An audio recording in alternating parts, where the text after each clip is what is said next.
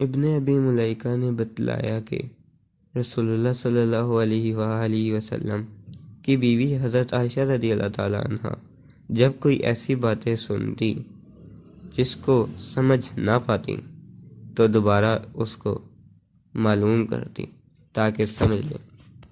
چنانچہ ایک مرتبہ نبی کریم صلی اللہ علیہ وآلہ وسلم نے فرمایا کہ جس سے حساب لیا گیا اسے عذاب کیا جائے گا۔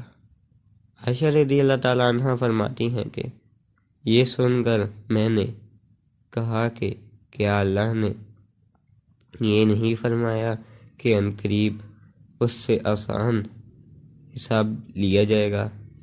رسول اللہ صلی اللہ علیہ وآلہ وسلم نے فرمایا کہ یہ صرف اللہ کے دربار میں پیشی کا ذکر ہے، لیکن جس کے حساب میں جانچ پڑتال کی گئی سمجھو وہ غارت ہو گیا۔